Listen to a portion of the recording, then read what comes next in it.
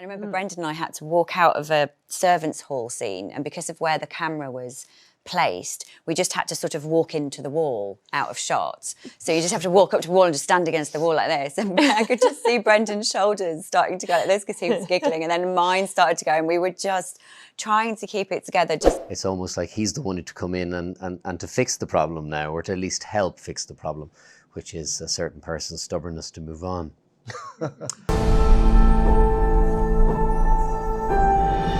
Long live Downton Abbey. Amen to that. Hi there, it's Chris Bunbury with JoBlo.com. Hi, pleasure to meet you guys. I've been watching you for forever, so it's wonderful to speak to you. I got to start with Joanne. So when you first started doing the show 15 years ago, did you ever fathom the fact that not only would the show last as long as it did, but it would become pretty much the only TV franchise besides Star Trek to ever spawn an actually very successful big screen franchise?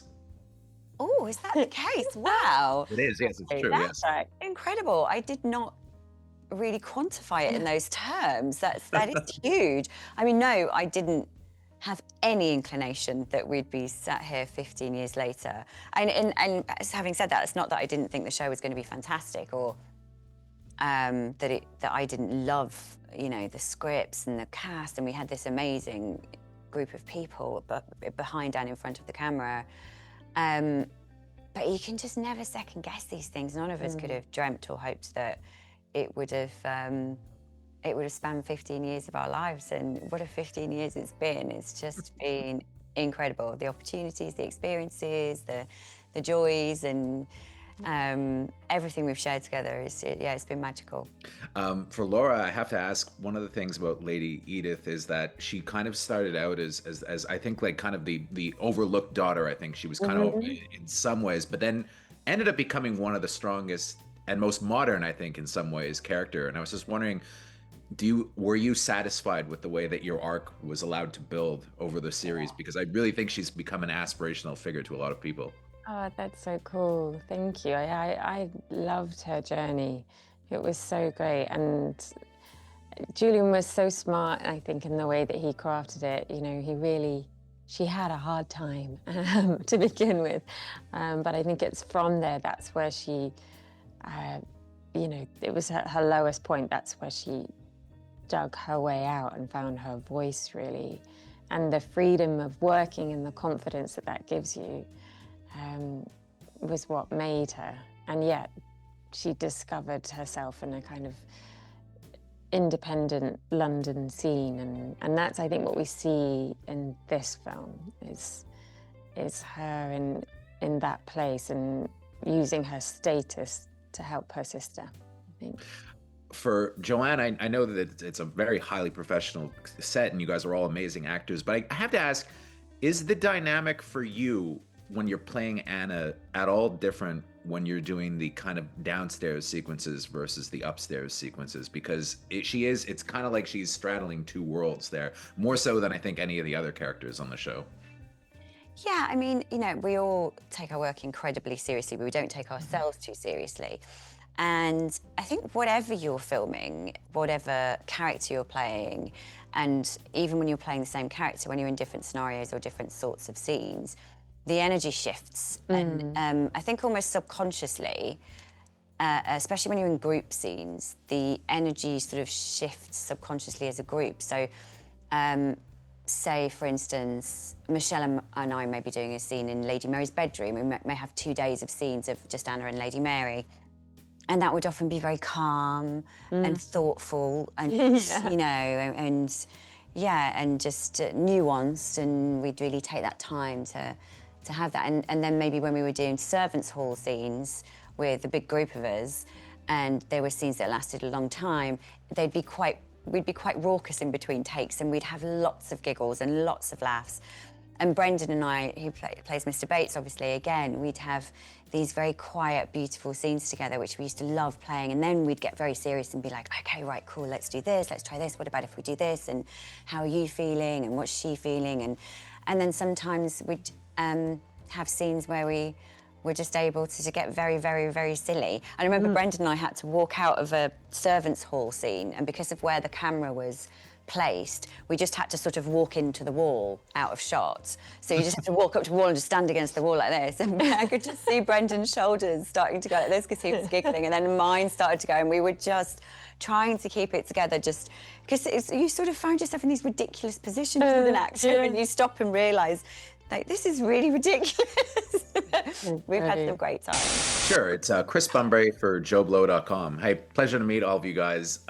Hugh, I wanted to start with you.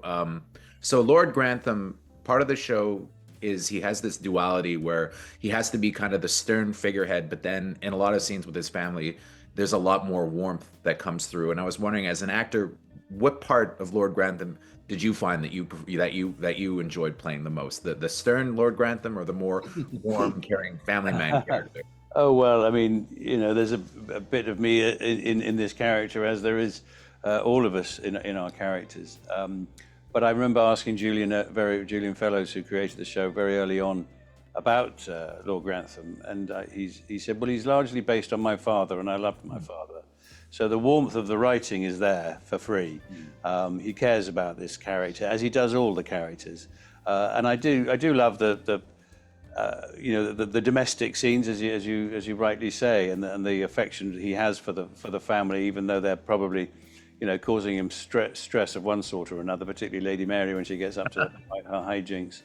But also the sense that this whole world, this fictional world of the Downton estate, needs to run smoothly. Every cog needs to be well oiled and turning effectively. And if you allow one of them to, you know, become rusty, or you don't care for it, then the whole machine breaks down. So it's a little microcosm of a world that Robert is part of.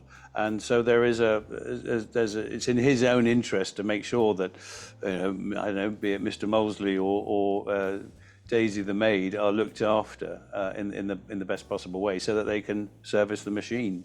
So I quite enjoyed the sense of this benign dictator, I suppose, needing to keep the machinery well oiled, but also the patriarchal figure who cares for his family. Yeah. My next question is actually for Alan and Kevin. You guys both kind of go from downstairs to upstairs. Most significantly, I think, well, actually, both of you have quite the journey from one role to another. And I was just wondering if you could talk about how that must have resonated for a lot of people, particularly for me, actually, watching the show, where, you know, your life goes through those changes, and it was very aspirational, I thought, for both of them. Yeah, I mean, and I think in both situations, a lot of those changes were thrust upon them rather than that they went and tried to find them. Yeah. And they were both victims of circumstance. And I guess certainly for me, the joy of playing that was the fact that, you know, you are put in these positions you didn't expect to be, and then how do you deal with that? And that's been a lot of what Tom's journey has been, except for in this movie where it's almost like he's the one to come in and to fix the problem now, or to at least help fix the problem, which is a certain person's stubbornness to move on. But it's been a great joy, it really has, and lovely, as Julian once said, that Tom Ransom became the audience's eyes and ears. Oh. He was able to see everything like the audience were for the first time, and in a way, then I think that's why he became a fan favorite in a way. And for you as well, Kevin, I mean, I think that Molesley, he can be humorous at times, but there's also a real man there, and there's some pathos. And I loved seeing him kind of grow and become this successful writer as well. And that must have been pretty rewarding for you as well, I would assume, as an actor, right? It was lovely. Yes, it was an absolute gift. I loved his development into a teacher. I thought that was so beautifully written, actually, and I found it very moving. And I loved the scenes where he was able to sort of talk to the young children that he had, and he was able to sort of say, you know, things are possible. Things don't have to stay the same. You know, I was in service, and I self-educated, and I made something of my life, and that was a lovely thing to impart to those young kids. And you know, the change from school teacher to successful screenwriter was somewhat unexpected. And so now he sort of lives the life of Riley. He's got this beautiful house and a wonderful car, which he can't drive and is absolutely terrified of. But I think he'll settle. And the lovely thing about Molesley is I think he'll settle wherever you put him eventually. He'll come to terms with it.